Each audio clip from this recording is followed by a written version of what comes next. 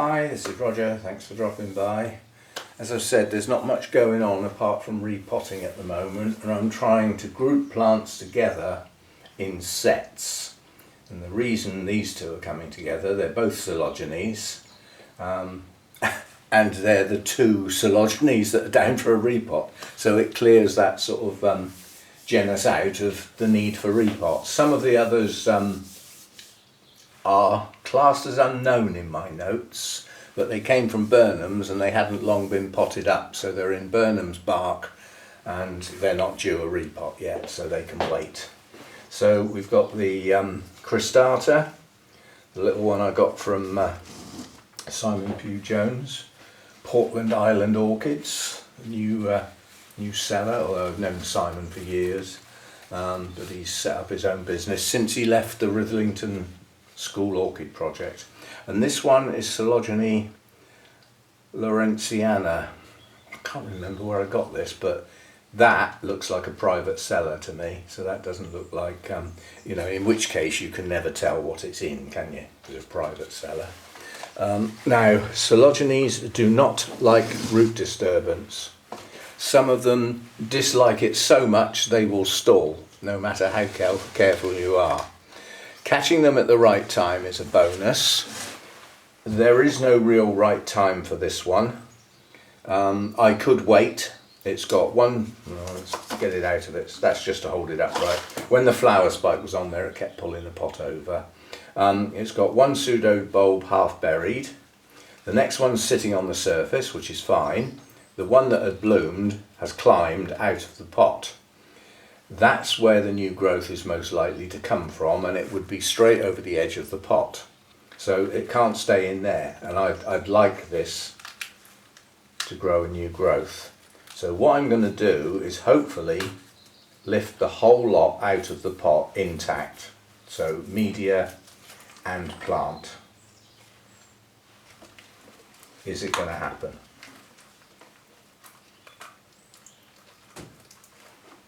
No, not at the moment.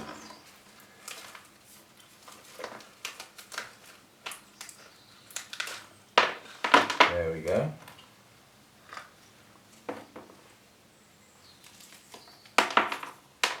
Now it's going to be difficult to avoid root disturbance, isn't it? Because as soon as my hand comes out of the way, all of this bark's going to fall off. But nonetheless, any bark that's stuck to the roots doesn't get touched. Yeah? So I'm not disturbing the roots. If you see what I mean? I might be dropping some bark all over the place, but I'm not disturbing the roots. And I'm not going to touch them. I'm not going to take any off. I'm not going to do anything. All I'm going to do is put this in a bigger pot so that it can grow on, and change the angle like that, so that this sits on the surface as well. Now that's not a bad root system. This is a division. If you come back to the oldest pseudo bulb, you can see it's been cut there.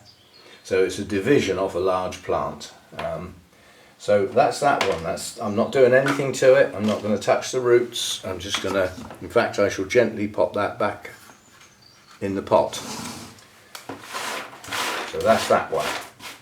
Now let's see what the next one's like. The next one, much bigger plant. And what we've got here is when this was potted up, it was potted at an angle. So whoever did this knew what they were doing to a degree, because they hadn't buried the oldest pseudo bulbs. But it's grown off in several directions. And if we look at the other end of the plant, the business end, we've got a new growth there. So tucked in there, there's a new growth. Yeah? And another one there, so both of those have got a new growth. This one's got a new growth here, so that's 3, and then we have another one here, 4. And then if you look at where the new growths are, the bulb that the new growth is coming off of is the one with the roots. Yeah? The new growth is unlikely therefore to produce roots until it becomes the bulb before the new growth. So new roots are not imminent on this. We've got to work with what we've got. And again, I'm going to try and lift this out with minimal disturbance. And obviously doing my best to keep well away from the new growths. Well, this is well rooted into the pot. Doesn't want to come out at all at the moment.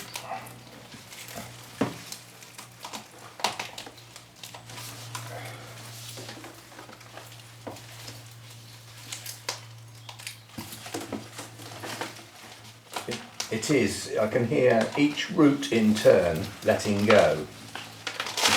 There we go. Yeah, see, look inside the pot, there were a lot of roots stuck to the side of the pot. So we'll give this a shake.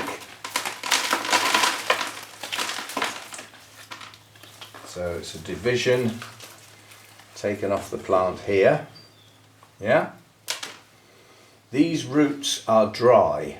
That's my fault. Yeah? These are not dead roots, they're dry roots. So this hasn't been getting enough water.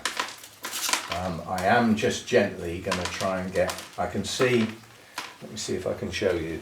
If you look here, there's new root tips on these what look like old roots, and here. Let's get in a bit closer. You see the almost transparent roots sticking out, tiny little tips. Those are new roots coming from the older, more tired root system. So there is some active root activity. Active root activity? It doesn't sound right. But I've now got to get this in the pot, in a pot, with these roots that are aerial because it had risen up out of the pot. I think it pushed itself out of the pot, quite honestly. I don't think that's how it was potted. And what we've got to do is get it lower down in the pot. And I will take some of these sheaths off because they will inhibit root growth. When the root tips show, they need to be able to go straight down. And if they've got some of these woody sheaths around them, they don't tend to do that. They tend to try and climb up the sheath. And then, you know, you sort of pull the sheath off and it's too late. They're already pointing skywards and they'll be reluctant to turn round again. So you need to let them out immediately so that as soon as they start to grow, they grow downwards. So even if you don't take the sheaths right off, split them so that there's a gap, so that the roots can see the daylight and then head in the opposite direction, basically. Like there. That's where the new roots will come from eventually, just there. So getting the sheaths off can help. It also takes away places for bugs to hide. I don't seem to have many bugs nowadays. I think my hot box has done its job. It's virtually eradicated scale, which is quite something. To actually say that you've almost got rid of scale. I won't say I have, because I'd have to go back to my own expression. If you've had scale, you've probably still got them. You might think they're gone, and then suddenly some appear on a plant out of nowhere. But if you've had scale, you will know in your own collection which plants are the most vulnerable. And they're the ones to keep your eye on. Right, so that's all I'm going to do to that. The bark that these roots are in is good quality and it's not old. So all that was really wrong with this is it was too high in the pot and the root system is too dry. Now that's down to me. So again, I'm not going to do anything else to that. We'll just pop it back in there for a minute. And then I will put it back in its clay pot, stop it falling over. Nope. This pseudo bulb here that comes out at an angle, I'll see where that ends up. But the trouble is it's got a new growth coming out of it. But I might actually take these leaves off, cut them down by 2/3 because they pull the plant over. If you look at the angle of the plant, they're down here. There's 3 actually. That's a lot of leaves to remove. But it makes the plant clumsy. It keeps tipping. So we might have to sacrifice those. I'm going to have to lean those up against something now or the plant will fall over. Lean it up against the other plant. That'll do. That'll do. So there's not a lot of mess to clear up. It's dry mess anyway. So yeah, I'll be back when I've sorted out. These are going to go in bark, but I think they'll be going in the smaller bark rather than the huge chunky bark, on the grounds that both of these pots are incredibly dry. And they were sprayed with a fair amount of water only 2 days ago. I'm being lazy at the moment. Nothing's been watered properly recently. I've been doing other things. But I've just been going around with the sprayer now and again. Like I've always said, some water's better than no water at all. And that's what they'd have had if I hadn't used the sprayer. So anyway, I'll come back with some media. Right, you know me, I change my mind. In between me saying I'll be back and being back is normally a pot washing session. I'm not one of those who keep all my pots stacked up nice and clean, ready to go. I tend to choose my pot at the time I'm repotting, because until I get the plant out of the pot, I don't really know what size I want or anything. So I choose my pots, then I go and wash them up ready to use. So that's what I've done. And while I was doing that, I changed my mind on the media, based on the fact that both of these plants are incredibly dry and their roots are drying out, and too much of that and the roots could be lost. Hang on, let me just let Nuisance out. Come on then. I'm sure he waits for me to fire the camera up.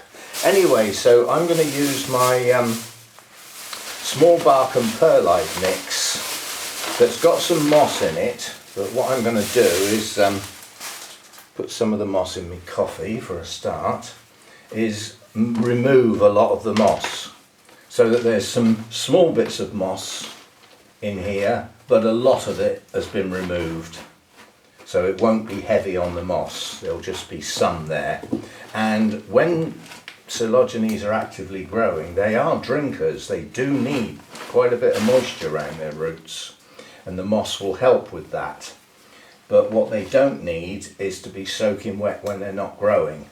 So too much moss could actually cause trouble, you know, in dormant periods, or we'll call them periods of non-growth. They don't really go dormant. So that just leaves a small amount of moss, but nothing significant. Any big bits left? No. Now there's some medium bark in here as well as small bark and perlite. Right, let's get my coffee out of the way. I'm sure some of that moss went in there. Right, so we've got the little cristata, and again I've not touched the roots. Now some of these roots are sticking up. There's one active root there, and I'm going to tuck those down as I pot, so that they're in the pot. And this has got to go over at quite an extreme angle. So one thing I've forgotten is to bring some crocking.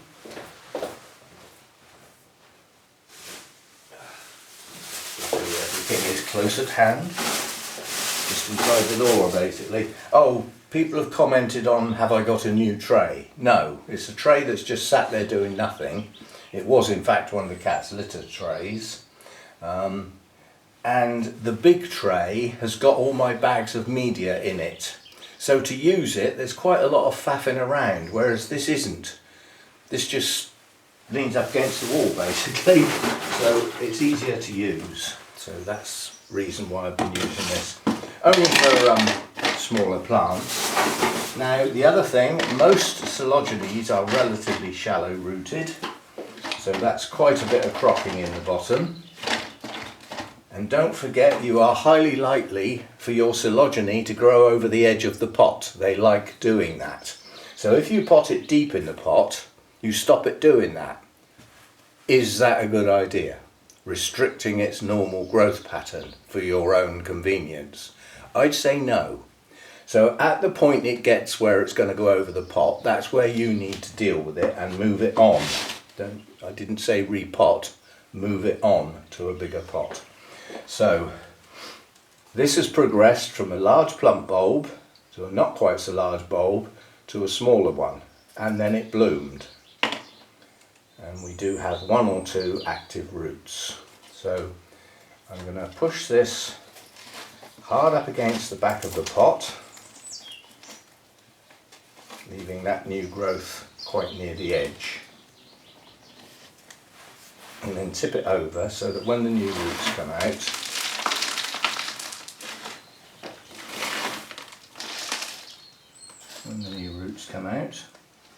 they've got something to get into.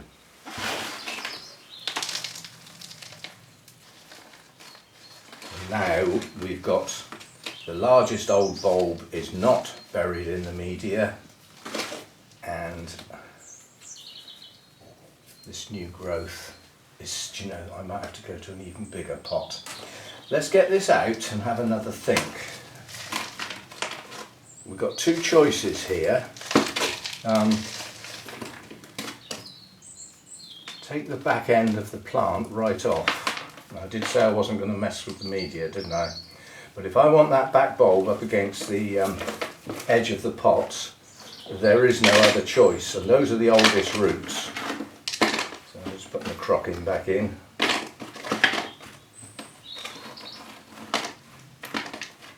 That's most of it. Yes, so to get this where I wanted in this pot, if I go to too big a pot, it'll stay wet. So I've removed some of the back end of the plant so that this can now go right up against the back. And now that's hanging in a place now where it will have some media around it, which is what I wanted. I'm holding this bulb really firmly against the back of the pot, and as the media goes in, it will stop it coming forward.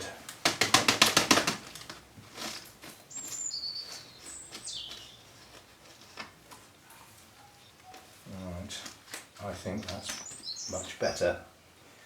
Do you know what I might do? I don't normally do this sort of thing, and it should work. It should work. No, let's just top it up. What I was going to say was I'm going to get a clip and pin the rhizome. Get a little pin, just bent piece of wire or something, but I think it's probably better to top the media up to the bulb, like that. Right, put that sheath out of the way. Yeah, so if and when roots do come out of that front bulb, necessary, I can top the media up. But now what we've got is, it's still an open media, but it's capable of holding quite a bit more moisture than it was before. As I said, this was getting dry. There's even some air gaps in here. That's okay, I'm all right with that.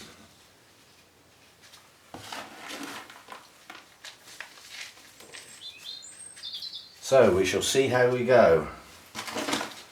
I'll get a good watering now.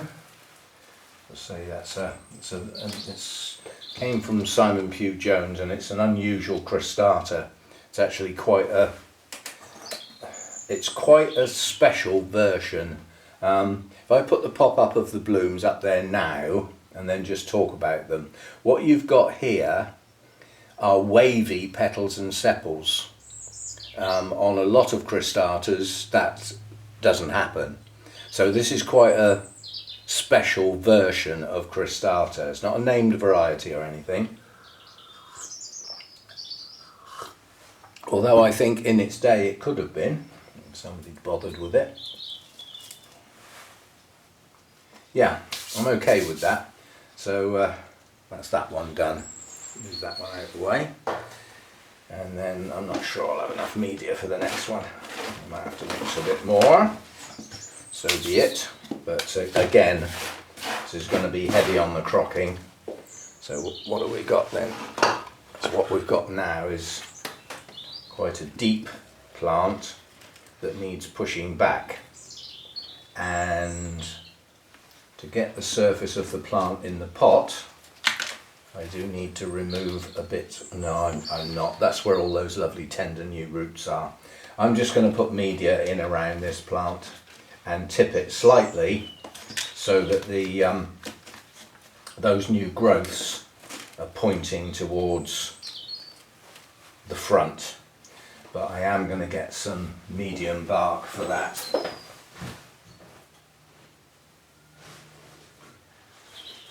Because right down at the bottom of the pot where those no nuisance wants to come in. I'll crack on in a minute. Come on then. Yes, I know all about that.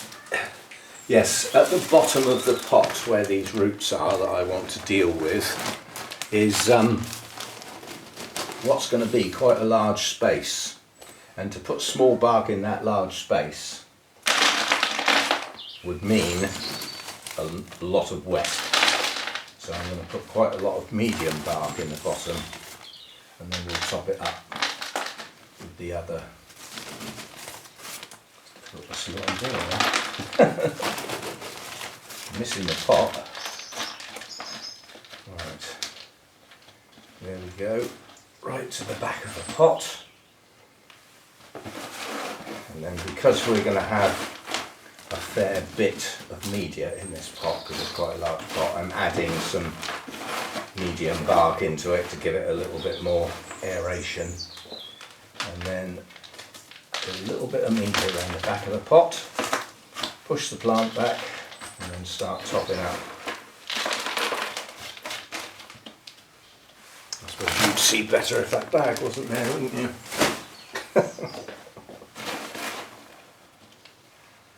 Right, and I'm going to do it, it's a bit sacrificial, but if I don't take these leaves down, I'm going to be forever trying to stand this pot up. So I'm just going to cut them off. Not taking them off completely, they're not gone, but the weight's taken out of them. That will stop pulling the pot over all the time. It's doing it now, it's pulling the plant to the front of the pot already. But we'll soon stop that little game by getting the media down there. It's got nowhere to go. Right, so all I'm doing now is positioning the plant, make sure I'm happy with its position. And then we will worry about getting media around these aerial roots. So we've got some around the back here. Around the front here are where all our new growths are. I need to tuck that in under there. Don't bury new growths. It's the one thing we don't do. So what I'm doing is I'm putting media around the existing roots, and because the top of the pot is where most of the roots are, although we do have active roots farther down in the pot, those roots have now still got something to grow into, but it's larger bark, so it won't stay wet.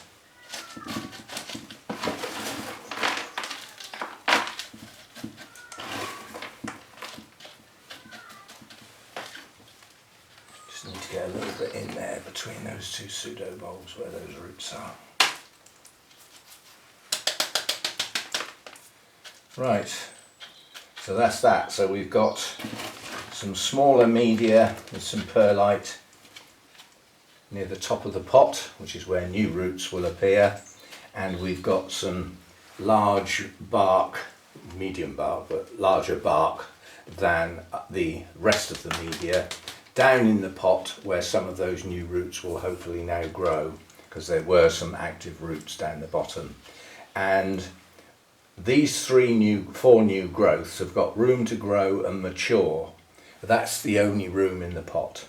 There isn't any more room, and next time it gets repotted it will have to have the back end taken off, or it'll have to go in a much bigger pot. And the problem is that, you know, when you sort of think, well, I'll just put it in a bigger pot, then the older part of the plant normally hasn't got active roots on it, yeah, So you're putting half the plant in media which will stay wet because the active roots aren't in that part of the pot. Yeah?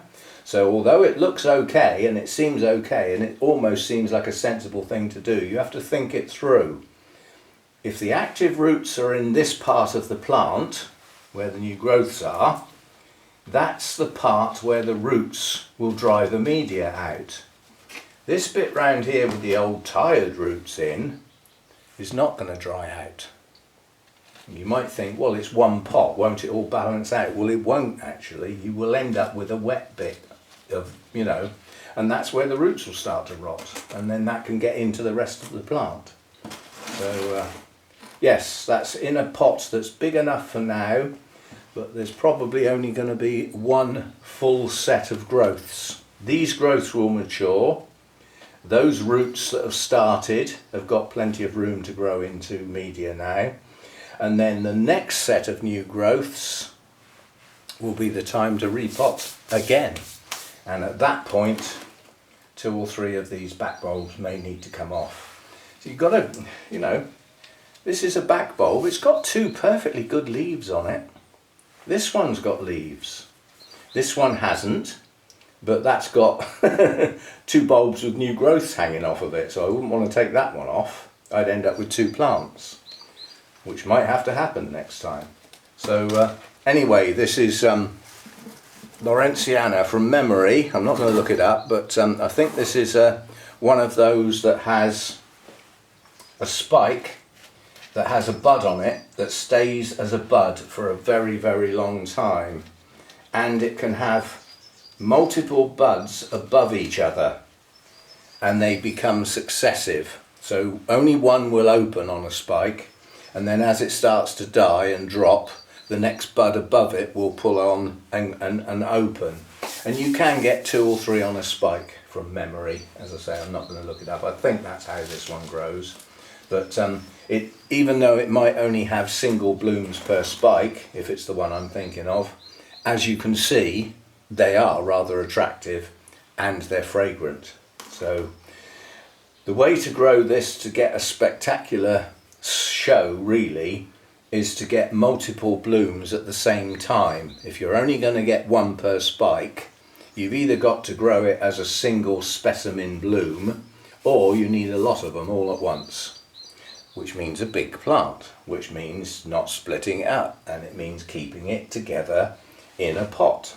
So or basket. I'll say or basket because Coelogynes do pretty well in baskets. It's the extra aeration allows you to chuck more water on them without them staying wet too much, which seems to be what they like.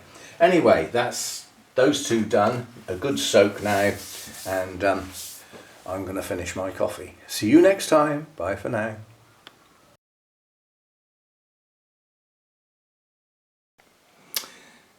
And as it's a Coelogyne, it seems appropriate to stick it on the end of this video, even though it's a repotting video. So for those of you who didn't stay to the end, then you've missed this bit, and you are not hearing me say you've missed this bit, are you? I know what I'm talking about. Many would think otherwise.